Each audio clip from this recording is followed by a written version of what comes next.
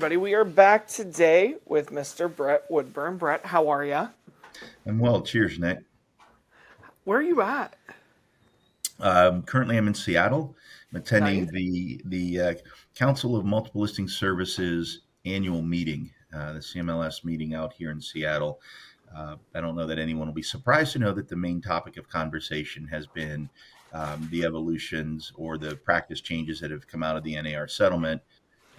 But there's also been a fair amount of discussion talking about what may be on the horizon affecting the industry from a legal perspective. So, very, very fascinating conference to attend, and I've enjoyed it a lot because I'm learning a lot, and I'm always happy to be surrounded by people who are smarter than I am, so that I can learn from them and expand my views. And I got to tell you, last week I was in Chicago for the NAR Legal Summit. This week I'm in Seattle for the CMLS Summit, which also had a legal summit portion here as well. And Yeah. yeah, the effect is good. You got smart people in the room. They have a lot of different viewpoints. There's a lot of consistency among the lawyers, which is a rare occurrence, honestly. It goes more, goes beyond the pat answer of starting with "it depends." I didn't hear a lot of "it depends." Is that a word? Over the I last don't 2 weeks. think, but So it's fascinating, and I will tell you that it has impacted the way that I look at some of the aspects of the settlement agreement itself, and some of the practice changes. So, um, not well, we to can't wait to pick your brain on all of that at a later point. yeah, absolutely, absolutely, Yeah. and to give a kind of a bit of a pitch to the industry, because the MLS, of course, is a little different from what you're doing, but you've got the NAR meetings coming up in Boston, and just the way that people are talking about what's going on. If you want to be an industry leader and kind of be ahead of the curve or understand where the waves are going, um, whether you like or dislike NAR currently because of how they handled the settlement, the quality of information that they've been putting out is good, solid quality information. And then what I would suggest is listen to the information. Don't necessarily listen to their conclusions as to what that I think is what you need to draw for yourself. Some people will agree with everything that they have to say because it comes from NAR. Some people will not agree with anything they have to say because it comes from NAR. But I think that the smarter, better agent is going to listen to what's out there. They're going to hear what NAR is recommending, but they're going to apply their own industry experiences. They're going to talk to their own legal counsel within their state and make some informed decisions. But again, you're getting such a higher level of information. Again, here at CMLS, last week at NAR, coming up in November at NAR, and there are some things on the horizon, not just with this the settlement. And by the way, by the time NAR rolls around, that will be, I think, I have to check. It's going to be right around the time that the deadline. It's going to be approaching or just after the deadline for third parties to issue comments on the proposed settlement agreement. So by then, we may have a read on what DOJ has to say. Um, and anybody that has been following this on the inside is anticipating somewhere around the 99 to 100% certainty level that DOJ will file something. But anybody who tells you, this is a clear takeaway, and for all of your listeners that listen to this, anybody that tells you that they spoke to someone at DOJ and they understand where they're going and what they're pursuing, no, they don't. DOJ does not share their positions with anybody. They're very, very tight-lipped. As one of the attorneys here said multiple times, you do not have a conversation with DOJ. They No. ask you, they ask you questions, and even when they do it as a friendly way to kind of get some information, they ask you questions and you answer their questions, and they don't give you any kind of insight. So anyone who's telling you that they talked to DOJ and this is what they're thinking, they're drawing their own conclusions. It's not coming from DOJ. So it's going to be an interesting time up in Boston this year. Again, if you want to be an industry leader, this is a time to really set yourself apart. And there's I think there's going to be a lot of fascinating information that's shared, and what you do with it and how you draw your conclusions. That's up to each and every one of you. No. So how's Miss Heather? Good, except that I think I need to expand my trip to Boston this year. Oh, don't say that. I don't have time. I think it's gonna be a very interesting trip, particularly if the DOJ files their comments before the conference. I can't remember what the deadline is right off the top. It is early November. I just don't know if it's that early. Okay. And it's the 26th. For anybody that's what day is the hearing? The hearing is going to be the 26th of November for final approval. All indications But still that's suggest after. that is after. All indications still are that Judge Boo out of Missouri still seems to be in favor of approving the settlement. Those seem to be the indications. And understand when the DOJ or anyone else files a position piece on a proposed settlement agreement, they're not binding on the court. The court can consider or disregard anything. What the judge's responsibility to do is look at the settlement and say, is this a good settlement for both the plaintiffs and the defendants? And in this case, as far as I've heard anyway, the plaintiffs' attorneys are still saying, yes, this is a good settlement and we're very happy with it.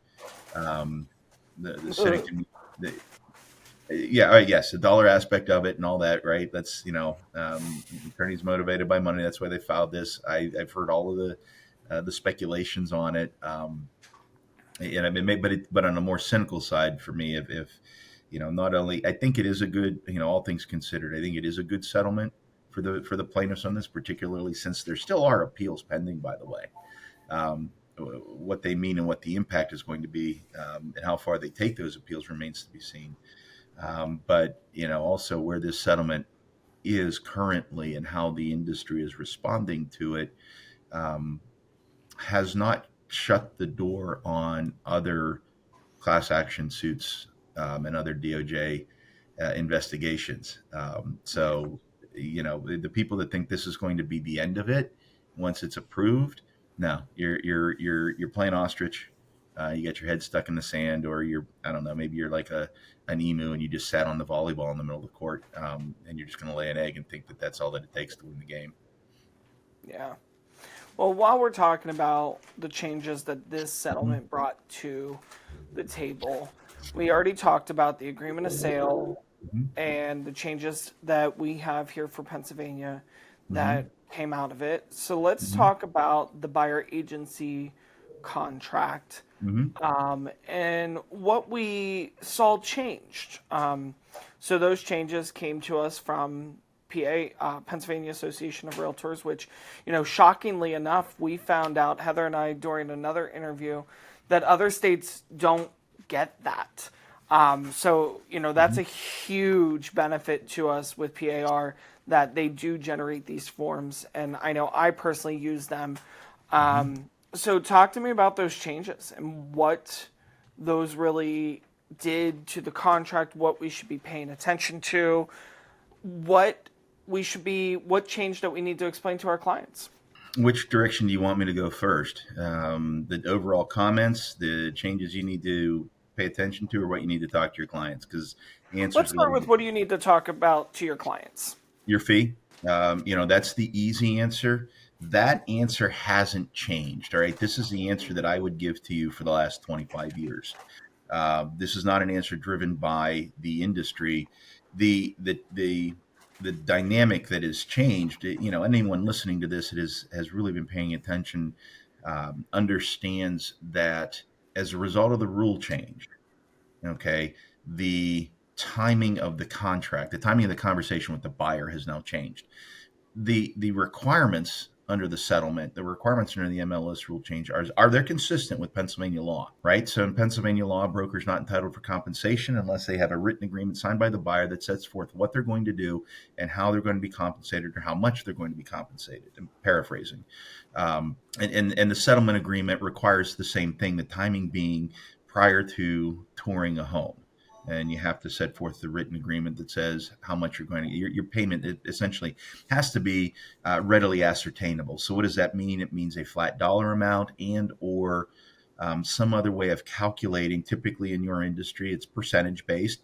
I would get 9, 10, 12, 15, 20%. And you guys know I don't like to talk about food at this hour. I haven't had breakfast yet. I'm hungry. So, whatever the percentage number is of the purchase price, that conceptually is consistent with what Pennsylvania law has required. Um, and so that conversation has to happen sooner. And whether I don't know if you want to talk about how the concept of these touring agreements dovetail into this or not, or if you want to get into that or not. Um, but I think at least in part we need to be aware that they exist. So one of Well, the things. for full disclosure, it Mhm, is the companies have the right. They can come up with their own forms, absolutely. have their own forms. So make sure you consult with the brokerage that you're dealing with, or your broker, your manager, for the forms that you're using. We're talking just specifically in reference to the Pennsylvania Correct. Association form. Documents, yes, Yeah. correct. Yep. Yes, not going to make any comments on the On other specifics of any other form. contracts. And I mean, I think the one thing I will say generically about the PAR form is it's too long and it's too complicated. Which form? Buyer agency contract is the one we're Okay. talking Well, about, but I could go. You want me to list them alphabetically by order of discussion? just to be specific, is it the exclusive or the non-exclusive or both that you're talking about? Well, since I don't think Pennsylvania has a non-exclusive buyer agency contract anymore, In your humble opinion, yes. in my opinion, yes. Well, when you put language in there that this is what you need in order to have an exclusive contract, and you stick it in the non-exclusive, you made it an exclusive. But they're the same length, so yes. Okay. Just to be I clear, think so people know. any. How about this? Let me put it this way: the contracts, the employment contracts that are between an agent and a consumer, are too long and they're So, too complex. all right. So let me ask you a question, because a Mhm. lot of the stuff, somewhere down the line, the Mhm. committee for Pennsylvania decided to move the notices from the back to the Mhm. front Yeah. and put them inside Mhm. the contract, so to speak. And that Yep. doesn't, in my opinion, that doesn't change the length. Look, one of the reasons, and I remember this because I was on, at that time I was associate general counsel, outside counsel to PAR, working integrally with standard forms. What changed was you went away as an industry from carbonless paper using it. And Nick, you may not recognize the So reference to yeah, this I piece of don't know equipment. what carbon paper is. I said carbonless. And Oh. do you understand what a fax machine is? All Hmm. right. Look, as your industry, Heather, you know this to be true, is you guys would have the notices on the back. You would fax the damn document to the other agent, and you would only fax the side that had the material. You never fax the back side that had the notice. right. Lawyers always wondered if once that was signed, did you actually have a contract because you didn't include it, or were you saying that the notices were not material to the agreement? So Well, you're I mean, And you I had was to just pay, thinking it was shorter, just to fax the front and not the no, back. no, but you because now also you had to pay for that extra fax. well, no, because then it would roll on the floor, go under the desk, and no one would find it until they moved out of the building. Correct. So, um, Or yeah, disappear so on the so paper. you went to the right. You went to the digital platform, and so and from my perspective, you've got a document that's front and back, or is a document 4 pages? Is it 2 pages front and back, or is it 4 pages one sided? If you print, if you do your DocuSign document right, and you print it, and you click the little magic button that says print on both sides, you have a 2 page form. So. Correct. So I don't, I'm talking about if I lay them side by side and don't have to turn anything over, I don't care. It's a 4 page form. The buyer agency contract, the non-exclusive buyer agency contract is 4 pages. How do I know? I can look at the bottom of the document and it says page 1 of 4, 2 of 4, 3 of 4, 4 of 4.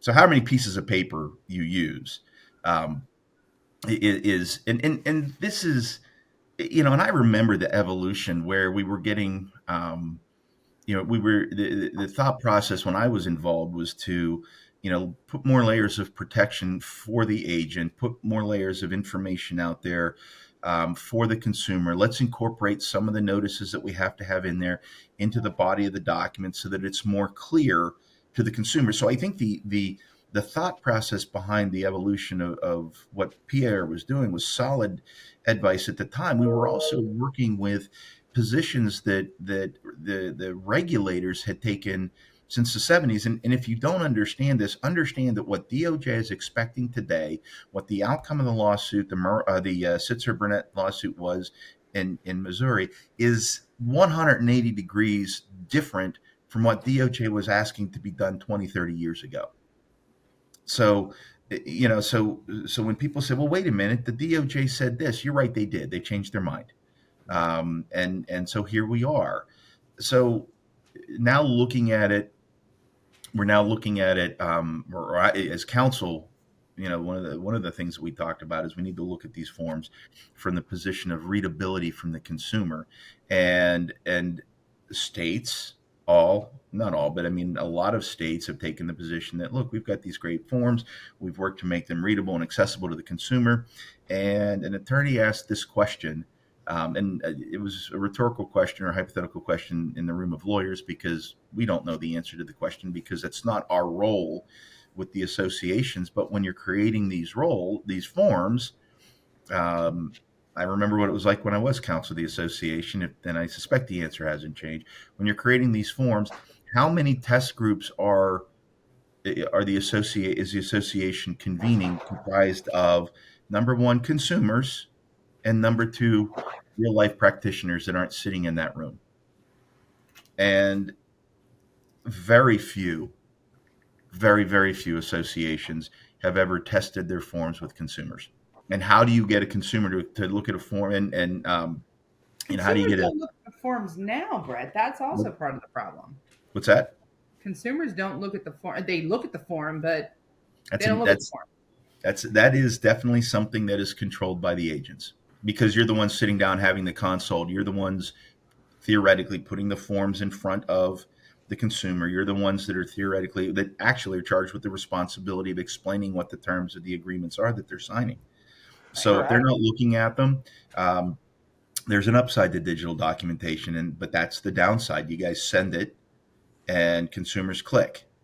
Well, I'm going to play devil's advocate for a change and say not everybody. So Heather actually got to watch this the other day. I had to send buyer agency docs off. I was in Pittsburgh. They're back here. We did a Zoom. I was on the Zoom for an hour and 15 minutes because we went page from page. I explained it all out. I answered any questions that I had. Then we signed one document at a time as we did it, because I never want to ever have somebody say, you didn't explain to me XYZ. Well, I did. Yeah. And that's good. And that's, and it's not that it's not being done. It's just not being done on a large scale or a wide scale. Yeah. So so, I guess when we're coming back to it, that, talking about the forms, I think that's something that the industry needs to take into account. Right now, everybody's redoing their forms. Everybody is reevaluating. They're prioritizing which ones to look at, which ones not to look at. But that's kind of what they're doing, and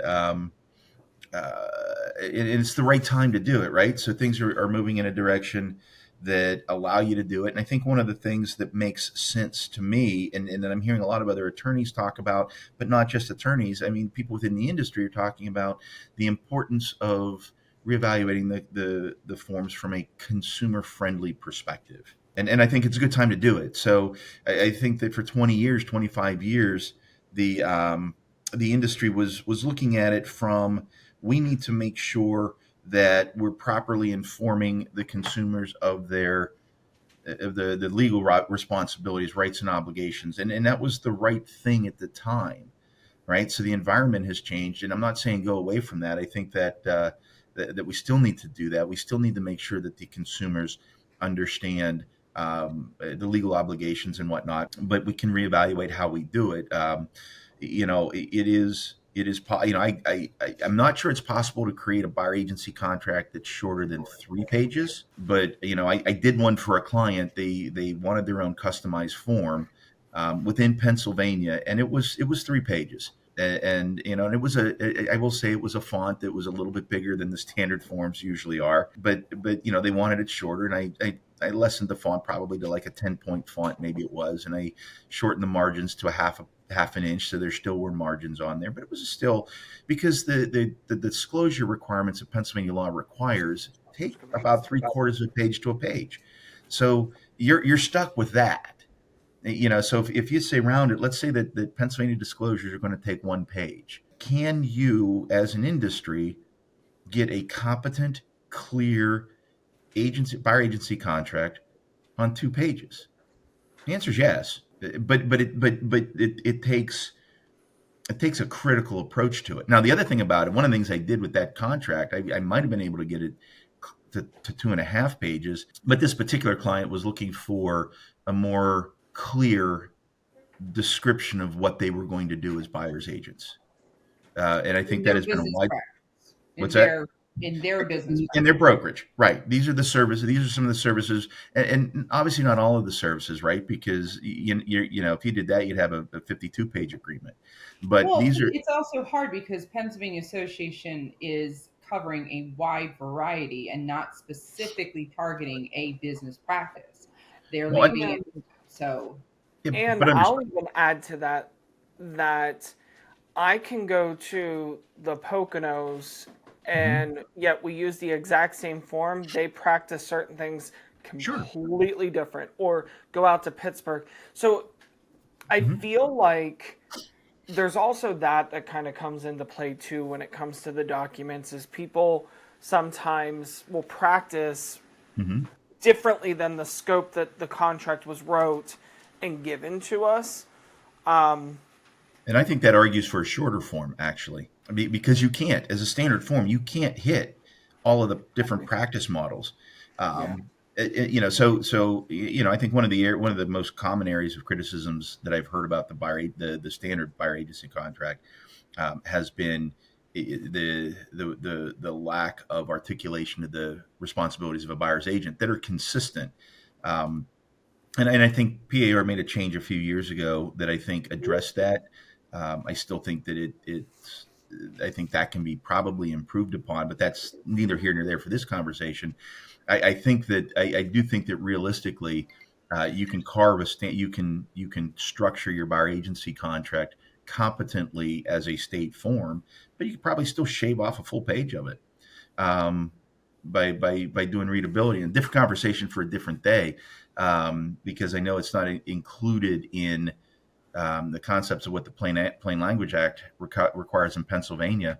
But PAR with the residential lease, when they do the revisions of the residential lease, they send it to the Attorney General, and the Attorney General looks at it and says, "Does this satisfy the requirements of the Landlord Tenant Act, and is it in plain language that people can understand?" Boom, seal of approval, off you go. My thought would be, and the way I approach it, let me put it this way: I don't want to presume to tell you guys how to structure your forms, but one of the ways that I approached it when I did this form was, um, if I've got a consumer that's going to read it, what are they going to understand? What do you, client? What do you want to say?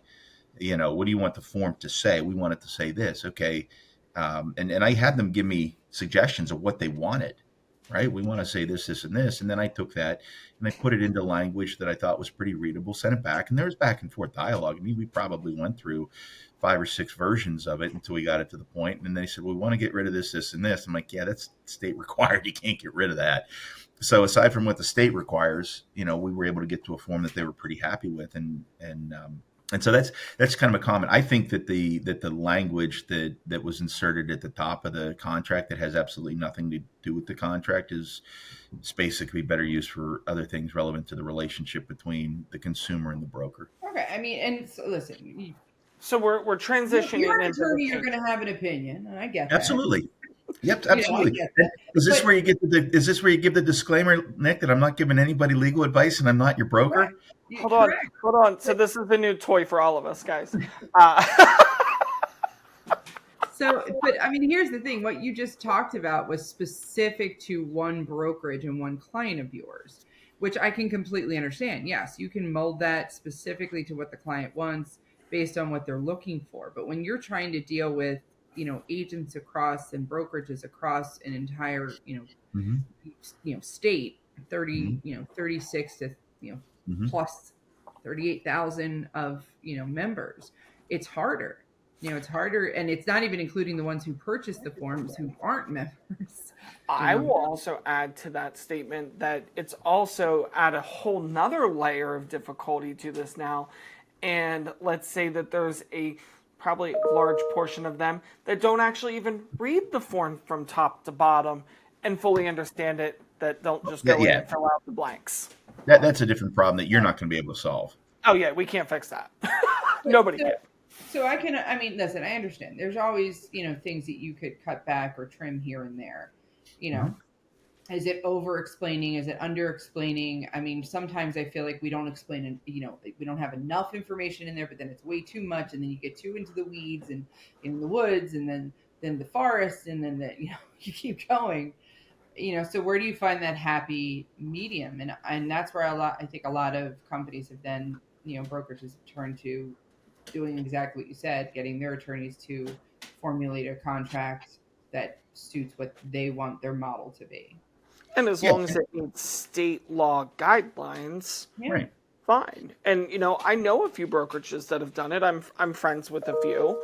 I know my brokerage has created a few forms. Right. And you notice we're That are saying brokers, internal, not but- agents. Correct. Brokerage. Brokers.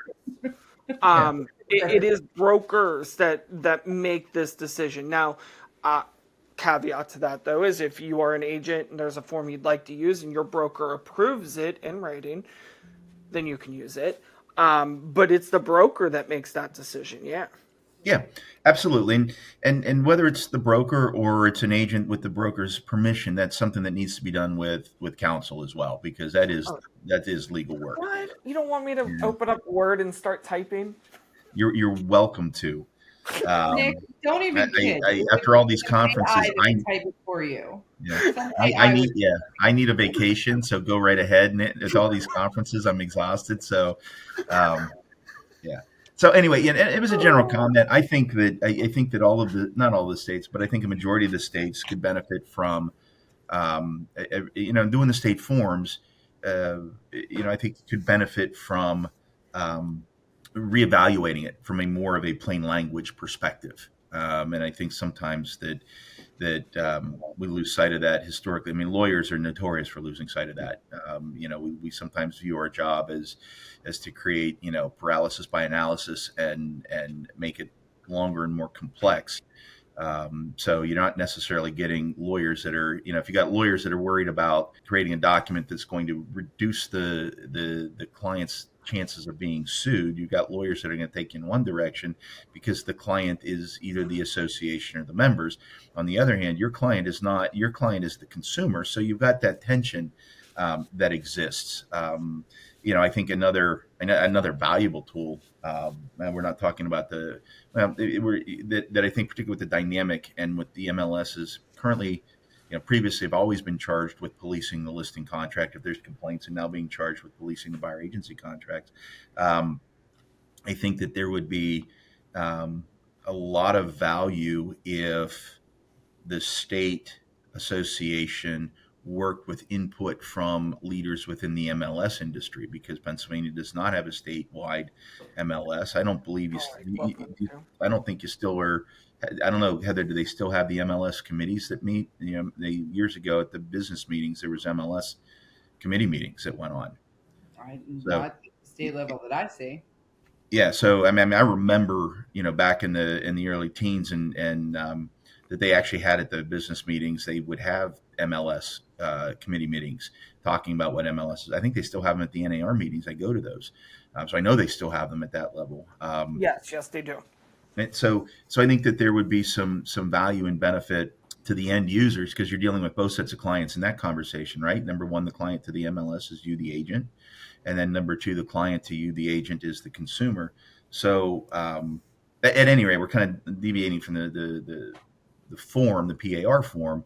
But how do you make a better form? Some of the ways you make the better form is you reevaluate who's giving you input on the form, and you expand that database to get different perspectives, because the wider range of perspectives that you have, the better chance you have at making a solid end product. So those are just some general thoughts that I have about it. I mean, if you want to jump back into the specific agreement, I remember before these forms were finalized, having a conversation with some folks and strongly encouraging that PAR get rid of the word retainer on the fee agreement, and I I'm going to keep pounding that drum um, until it happens, because you don't reference retainer anywhere else in the daggone form except in the title of advance fee / retainer.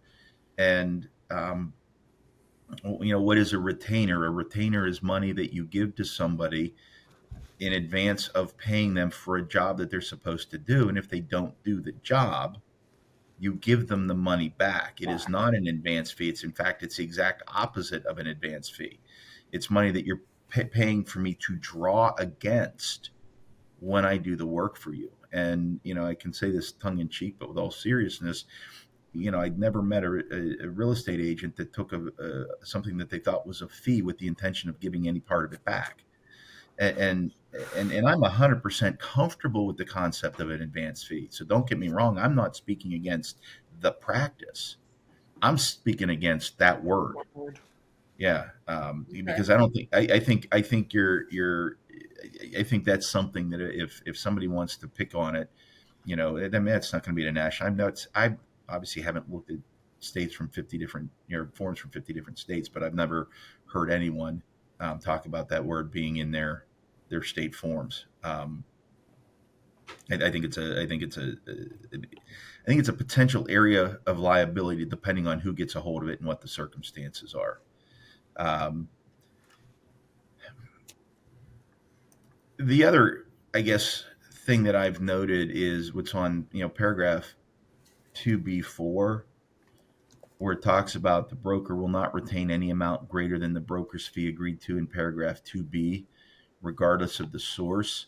My criticism of that sentence is limited to the words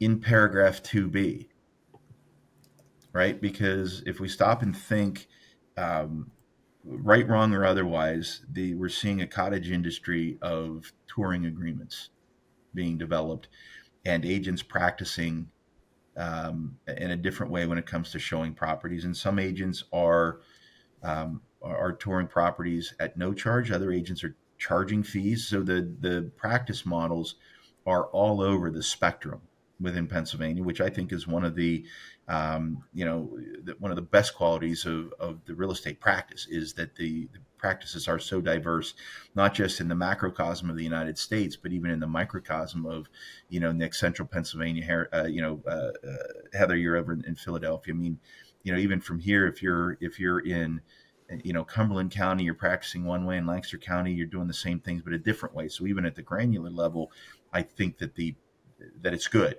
that practices really are not consistent. There's not a whole lot of collusion going on, frankly, with respect to practice models.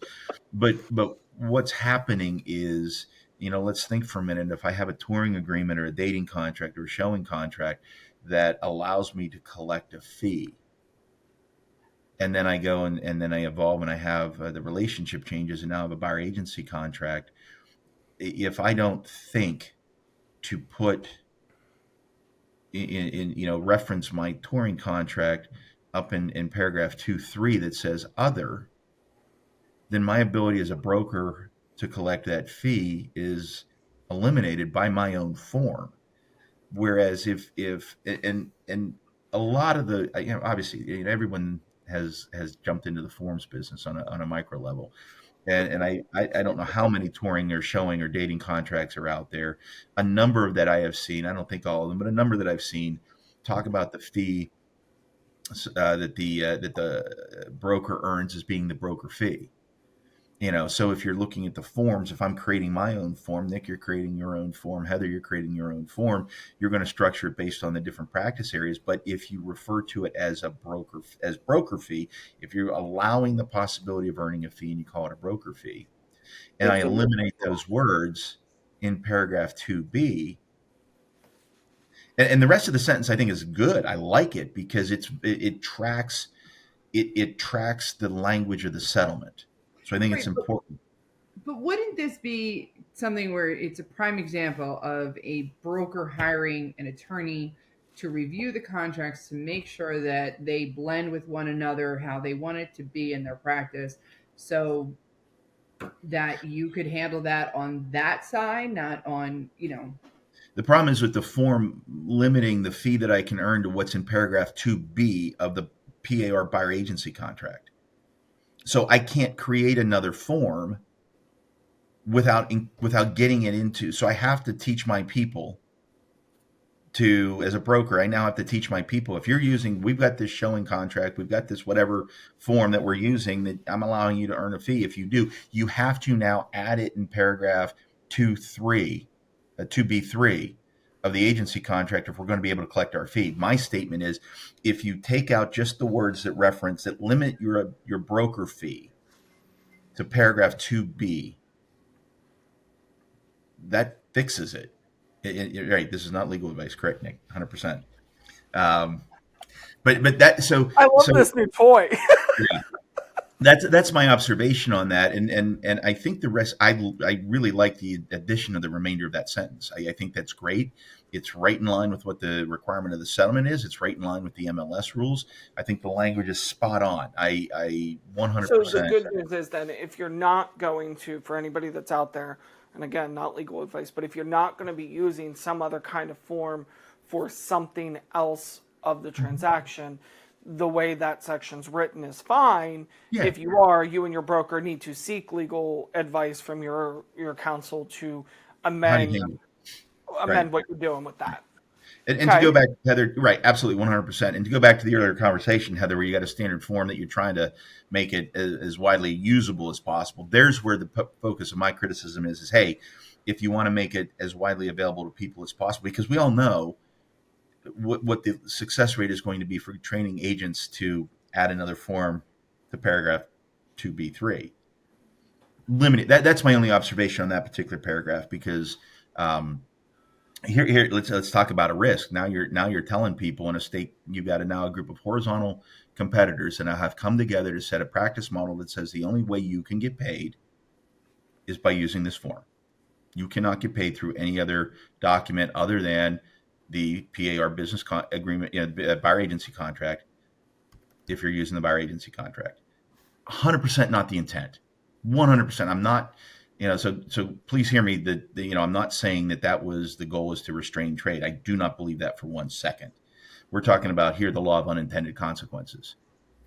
And that's kind of what the form can be interpreted to do, is say at the state level, we brokers across the Commonwealth of Pennsylvania have come together to say that we want you to use our buyer agency contract, but if you use a buyer agency contract, you can't get paid by anything else unless you put it in the contract. Okay, but at the same token, I mean, we are not here to interpret what was meant or not meant. Correct. Correct. No, I'm giving you my observations, and my observations are colored by what's gone on in the last, what's come to light since, it's hysterical, right? The jury verdict comes down on October 31st in front of Judge Boo. And since then, and now 5 months later, the settlement drops. And so now we're seeing, as more and more people are talking about, and we're hearing other industry leaders, whether they're brokers practicing, whether they're top producing agents, attorneys, consultants, everyone's got their spin on it. Right. And no, my looking at this and sharing this with you is not a statement that I'm right by any stretch of the imagination. I'm sharing with you some things that I see. And again, Nick, if you want to hit your magic button again, I'm not giving legal advice on this, and I don't want anyone to interpret it that way. But one of the things that I come on here and I talk about, to give you my perspective as a lawyer, when I look at this, what are some of the challenges that I see, and the conversations that I have with my clients on a granular level are very different, because I have clients all over Pennsylvania that they practice different ways and they want to see different things. And so I'm not talking about that on a this is what I tell my clients level, because it's different, because different agents, different brokers, different marketplaces, different solutions, different questions, different quandaries. Again, I mean, PAR's job would be so much easier if everybody practiced exactly the same. But sure, but now we're talking about antitrust, right? Yeah. Right. Yeah. So that's not. So again, and I'm kind of thinking about it. and I don't think, I know, Heather, I know so many of the people that served on that task force and have for years, and I don't know everyone that was on the task force, but those that I do know, I can't say enough about how dedicated they've been to the industry for so many years, Yeah. and all of the goals and Is that a nice insights. way to say old? No, that would be seasoned. Well, they're I've been back. called seasoned so often, I feel like a bottle of salt and pepper. Seriously, I prefer everything bagel seasoning. So. Yeah, there you go. A So I little mean, bit. it's not me stating that I think this is what you're trying to do, not by a long shot. But I can't tell you how many times over the years when I did sit as counsel to a standard forms committee, that we look at it, we get it out till you put it in the marketplace, and someone else looks at it and go, "Holy crap! I never even thought about that." And so it's coming from that perspective. Do I think it's antitrust? No. Do I think that that's something that if somebody wants to look at it and get a toehold and and at least create a criticism, maybe. And so, you asked me what are the things that we need to talk about with our consumers. You need to talk about your fee with your consumer. This is in the fee paragraph. How about this? When I'm sitting down and talking to are you as an agent, and I don't mean the two of you, because I know that enough about how you practice, how you approach this, that I would not put you in the category of what most agents do. I would put you at the elevated level. Are you sitting down the first time you meet a buyer?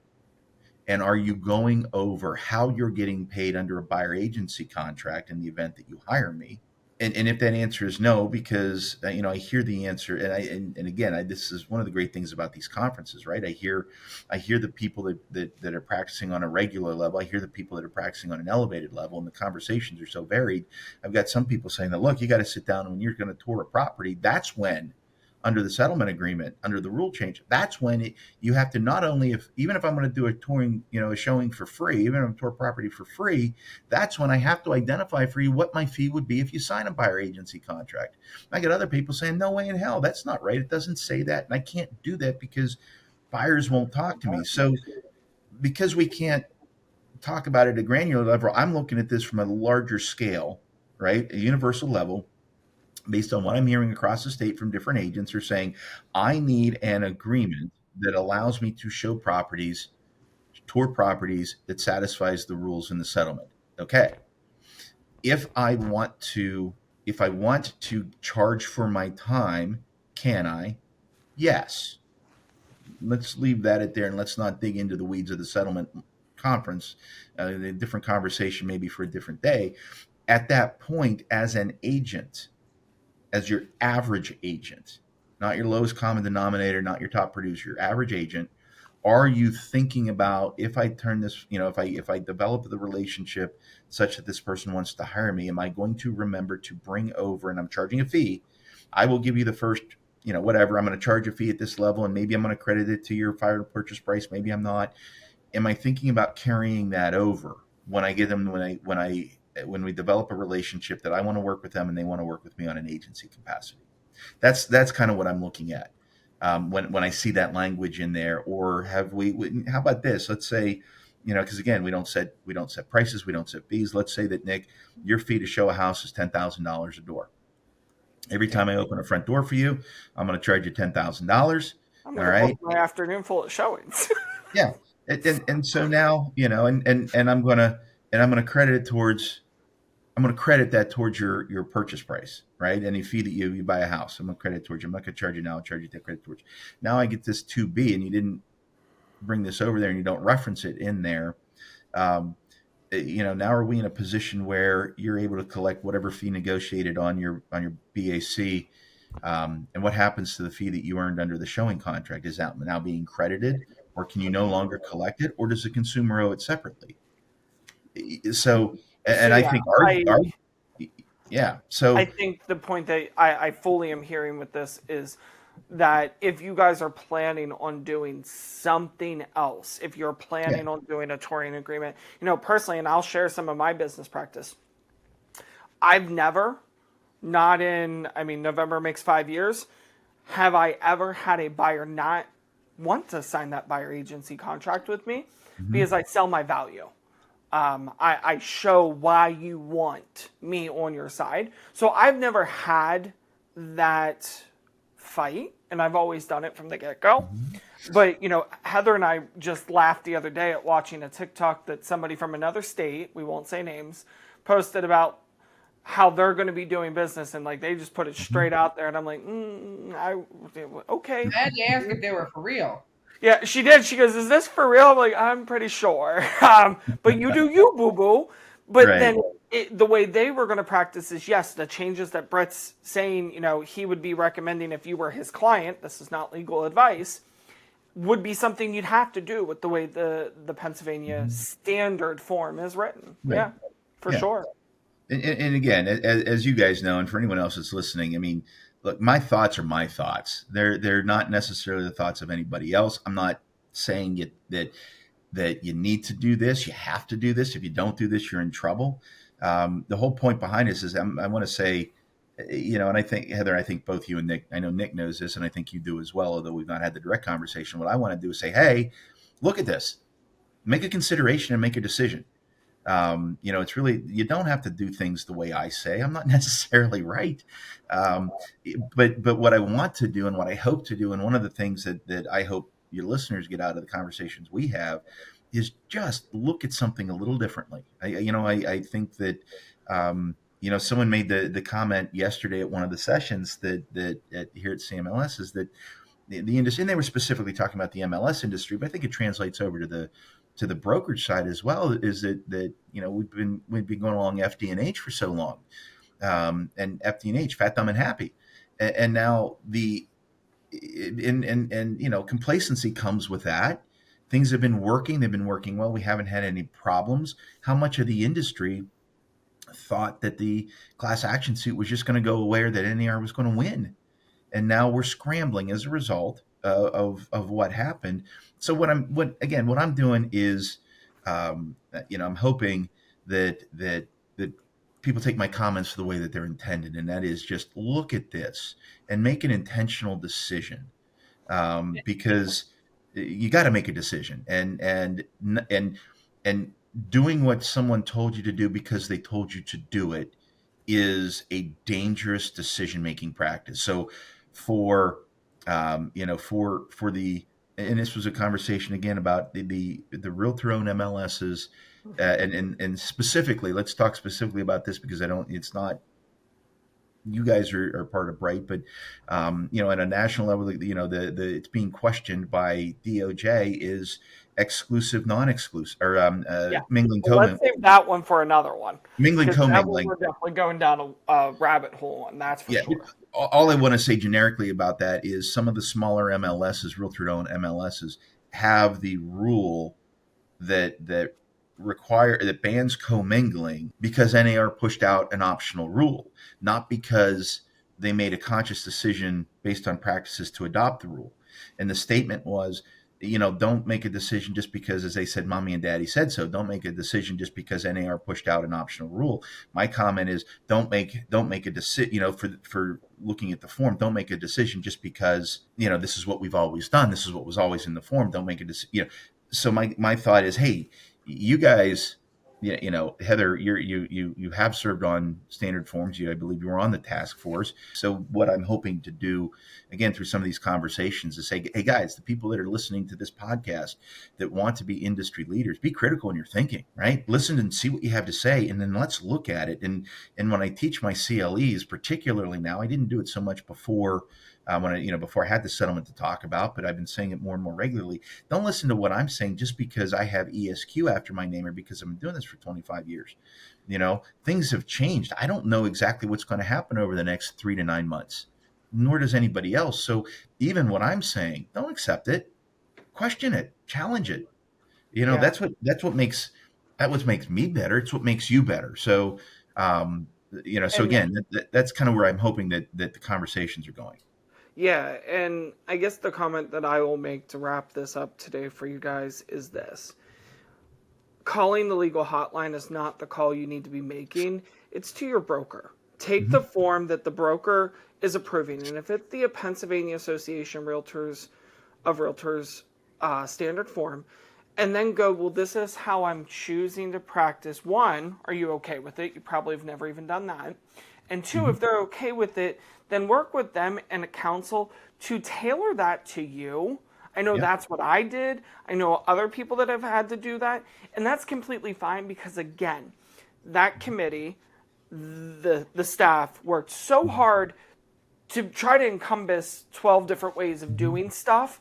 And these forms will continue to grow. They will continue to Yeah. change as we see things roll out. I know this past set of meetings that we were all at, people brought up new ideas. So that's where you want to get your voice heard. Talk to your state Yeah. directors, go to the meetings, talk to them. Don't call PAR, don't call legal hotline. That's not where you're going to see changes happen. Right. You can make them yourself as a practicing person with your broker and Mhm. your legal counsel, or come to the meetings and talk and ask your questions. You might even get answers. I know a few people that came this past round that went, oh my God, I never knew that about this form. And I'm like, yeah, it's because I've been telling you to come here for how long? Right. Like you And will learn things, you know, guys. the standard forms have, for many, many, many years, been among the best benefits of being a member of the association. Yeah. And I think that the decision in the class action suit, I mean, by the decision, I mean the verdict, not so much the settlement. The settlement is a consequence of the verdict. I think that the scrutiny that DOJ, FTC, and a few other federal alphabets, have been putting on the industry is making it more challenging for state associations to provide standard forms. Doesn't mean they can't. I still think it's It's a great huge benefit. I benefit. still think that the Yeah. quality of the forms that PAR puts out is still top notch. But I think because of this, the changing environment, and again, this is coming. Remember, you're catching me at the tail end of two high level national conferences. So, some of the views that others have shared that have kind of been, I've been kind of synthesizing and Like trying to this. drill down. I really haven't had time to really digest all of it yet. But one of the things that I have taken from this is it is so important for the states that are doing state forms, because some states that comes from their regulatory bodies, is Right. to expand your view on the forms beyond what we've always done. Because if you continue to do what you've always done, you're going to get in trouble. Hmm. But I think the association in Pennsylvania's got some really really great leaders in the real estate industry, some great minds that know how to practice, and it's absolutely something that can be done. I think that there's some resources that the state has never had to tap into that are available to the state. For example, interactions with some of the, you've got, depending on who you talk to and what environment, you either have the largest or the second largest MLS in the United States with Bright. Hmm. Um, you've got some great leaders at Bright, but you also have how many other realtor owned MLSs across the Commonwealth of Pennsylvania that have very smart practitioners that are involved in their locals at the state, at the national level, that you can draw on. You've got, Western Pennsylvania, you've got West Penn Multilist, which is the only non-realtor owned MLS in Pennsylvania. Again, you've got some smart people with different perspectives that now I think that there's a greater level of importance on realtors and MLSs to work together. I think that bringing non-members, whether they're consumers or just realtors who are non-members, into the discussions of things should be considered. I'm not saying that you should do it necessarily, but should be considered, because what you're going to get is a different viewpoint. You don't want to bring people in that have agenda to be accomplished. The goal is to put together the best form, and this is specifically about the forms, right? The best form we can put together for our industry and our clients, which includes MLS and includes consumers. So my what I'm hearing throughout the country is people talking about you need to expand your resources, because that's when you get better. Because you're Yeah. bringing in different thought processes and different ideas, and it's lawyers aren't well renowned for their willingness to be risk takers and change their ways of thinking. But more and more lawyers that I'm hearing talk about ideas. That's kind of the direction they're going, and the leaders within the industry, even outside the legal community, are talking, hey guys, we need to have different conversations, and we need to include different people so that we can get better. And when you get better, the industry gets better. But when your industry, when the real estate industry, and specifically in the consumer realm, the residential realm, when realtors and real estate professionals get better, it benefits the consumers. Yep. You improve the access to home ownership. You improve the relationship. You improve the experience. You are going to be able to overcome the concerns that people have. You're going to show your value in so many different ways. I think it's a great opportunity. I think that we're at a time of change right now in the industry. I think everybody that knows what's going on recognizes that. And I think it's a great time for realtor associations to redefine what they are and how they do things and to make everything better. I really do. Yeah. Well, guys, you are going to continue to see some great stuff come out.